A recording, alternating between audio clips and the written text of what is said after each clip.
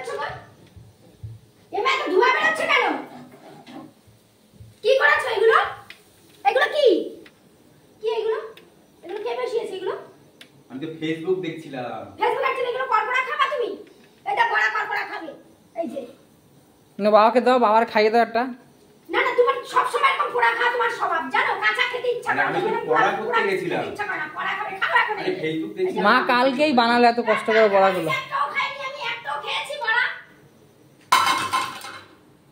সব সময় করকরা খাবে, আরেকটা মাছ পুড়িয়ে নিয়েছো তুমি।